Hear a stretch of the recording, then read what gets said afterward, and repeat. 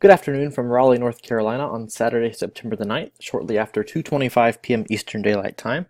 I thought I'd do a quick afternoon update instead of waiting until the evening tonight. So just to kind of take a look at what we have currently going on and see where Irma is forecast to go and who can expect impacts and the time scale of that. So if we take a look, this is RGB air mass right here, red, green, blue air mass. Just another way of viewing the storm, just to kind of help the storms pop a little bit more. And here we have a Category 3 major hurricane Irma, currently spinning, looked a little bit disheveled because of its influence on the northern Cuba coast last night. And back in its wake, back here we have Hurricane Jose, which actually for the first time in both storms' lifetime, Hurricane Jose, Category 4, is actually stronger than Irma, which has not been the case. But some good news is that the eye and the core of Hurricane Jose over here skirted north of the island of Barbuda that was so badly devastated by Hurricane Irma several days ago, so that's certainly good news. But Hurricane Jose does bear some watching because some model guidance has Jose. It won't be an immediate effect to land, but it has it kind of doing a loop and doing all sorts of things out in the Atlantic due to influences by Irma and by this counterclockwise rotation up here, another low over here. So Hurricane Jose does bear watching, but it's not an immediate threat to land, so we don't need to be concerned about it right now. It could be something 2 weeks down the road or something along there, but it bears watching. But right now the main story is Irma, as it is approaching within about 24 hours of a potential southwest Florida landfall. Like I said, looking a bit disheveled, but it's starting to get its act together. So if we zoom in on some visible satellite, this is a close-up of GOES 16 imagery. There's the little tooltip there to show you that. But overnight, Hurricane Irma had been kind of tracing the coast of Cuba, which was causing it to weaken, pretty significantly, drop from a Category 5 but down to a Category 3. It reduced its winds about 30 miles per hour. So currently, Irma is sitting at a Category 3 with 125 mile per hour sustained winds. I think a gust was recorded in northern Cuba at a weather station of about 158 miles per hour. So you can see that just because on the advisory text it says that's the maximum wind speed, and the storm has other things going on that it changes by the minute. So that certainly attends to the fact that even though it's forecast to do this, there are certainly surprises inside where Irma can drop a wind gust that's much higher. I mean, this storm was dropping winds of 185 miles per hour the other day at flight level from the Hurricane Hunter's reconnaissance plane. So, but the bottom line is that it appears to be moving away from Cuba now. This may be the start of its northward turn, and we can look at that on some water vapor imagery. So here's Irma down here. Here's Irma. That's kind of the upper shield of it. And if you look, this is mid-level water vapor imagery.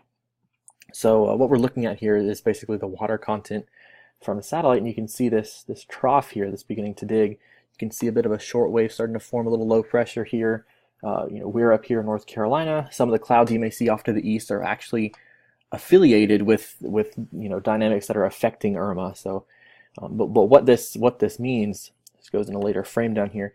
What this is helping do is actually going to help to start Irma steering to the north. So, if I clear all this mess off of here and go down, you can still see the trough over here. So what's happening is this trough, Irma is kind of going to run into a wall here, and it's going to start making this northward turn up here. Maybe not that severe, but it's going to start making this track, and then it's going to be pulled into the shortwave up here. So it's certainly, the dynamics are in place now, is showing that how this northward turn is going to start to take effect. And as it skirts closer away from Cuba here, the concern is that it's going to strengthen because it's facing some very warm 88, 89, 90 degree Fahrenheit sea surface temperatures, and those are deep columns of warm water. It's not just surface temperature. So a lot of fuel, if you will, for Irma to strengthen before it makes landfall on the Florida Keys.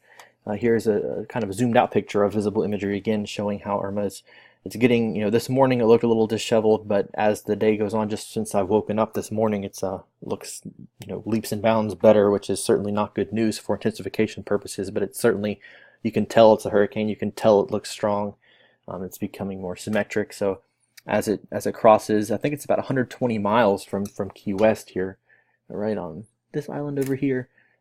So that's certainly concerning that it has all this time over the warm water to kind of intensify and further strengthen. So that's something to watch. but it does look like it's starting to make that jog to the north, making that direct aim towards Florida. So if we currently visit over the National Hurricane Center current forecast, you can see that model guidance is really honed in on this west coast of Florida track. The hurricane winds are very expansive. The impacts are not limited to the cone. Don't be confined to the cone. This just indicates where the center of the circulation could be. And as Irma skirts up here, the whole wide range of impacts, including damaging winds, hurricane force winds anywhere within this red hue down here, and then this yellow hue is sustained tropical storm force, which is plenty sufficient to knock power out. So I think there's a forecast 2.5 or 3 million people that could potentially lose power in Florida and into southern Georgia, central Georgia, even around Atlanta, could have wind gusts high enough to knock power out for a few days. So people in here are prepared. They need to be prepared for long-term power outages, for life-threatening 10 to 15-foot storm surge along the southwestern coast of Florida here. Certainly a very dire situation sitting up there, and that's something that will be monitored very closely over the next few days. Remember to only refer to National Hurricane Center or National Weather Service government entity forecasts when making decisions for your safety, or making decisions about evacuations or things like that. So that's the situation we have with the current forecast. And I wanted to take a quick look at, this is the only model guidance we have right now that's kind of in range that has a pretty high resolution. And what you're seeing here is 10-meter wind gusts. So this is not sustained winds. This is just 10 meters off the ground, so about 30, 33, 35 feet off the ground, and these are wind gusts. So this kind of represents the maximum potential wind you could see. And we're kind of not focused on North Carolina quite here, because I wanted you to be able to visualize Irma. This run of the NAM, the North American Mesoscale model, doesn't actually have it making a landfall. Maybe on the keys, a little off screen here, but it keeps it off. But the NAM's kind of been off its rocker over the past few days. With the NAM had Irma over here the other day and off the southeast coast. So don't put stock in the location of it, but just put stock in the location of the wind. So this dot right here, this point data represents Fayetteville. So you can see it fluctuating during the day and then reaching 31 mile per hour gust. 31 knot gust, which is about 35, 36 miles per hour. So it'll be breezy. Like I've said in multiple videos now, you'll feel the presence of Irma. You'll know that there's something going on because it'll be very breezy. And down in Georgia and central South Carolina, even at eastern Alabama and the panhandle of Florida here, wind gusts are certainly going to be an issue for power outages and just for structural damage as well. Anywhere in this yellow hue is over 60, 63 knots, which is 70, 75 with hurricane force wind. So certainly you see some 100s down here, as Irma is expected to make landfall as a Category 4. So the winds are certainly going to be an issue, but I think it's just going to go far enough west of us in North Carolina here that we'll feel the presence of Irma, but it won't really be a huge impact. It'll be windy, it'll be gusty winds. Some people on a weak power grid, like me, may experience some intermittent power outages, but it should not be a widespread issue here in North Carolina. And if we take a look at the same model, but the model rain from Irma, let me slow it down a little bit. I have gone up, so we're seeing all of North Carolina now, and Central North Carolina is in here.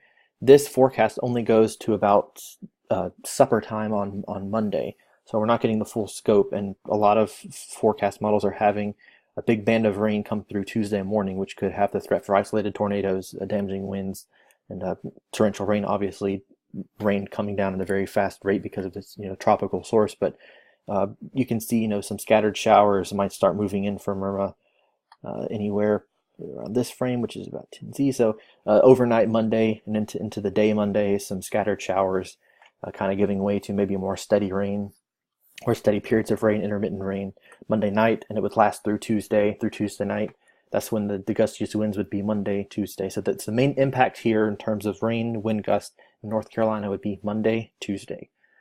Anywhere within those 2 days, and the next 48 to 96 hours, will be when we see our most impactful hours from Irma in the form of wind gusts, gusty winds, heavy rainfall, some small urban stream flooding, flash flooding is possible with rain that comes down at a pretty intense clip. But I'm a little concerned about the mountains of North Carolina and the upstate South Carolina, southern Appalachians here, as landslides are an issue with lots of rain, lots of wind.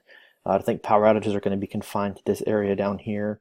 So Not terribly concerned about power outages here in North Carolina, like I just mentioned a couple of minutes ago, but certainly something to look out for, and we'll begin to see kind of the effects of Irma take form over the next several hours, several days. So just make good decisions, be smart, be safe. If you have any loved ones in Florida, be sure that they're aware of what's going on if they're not already yet.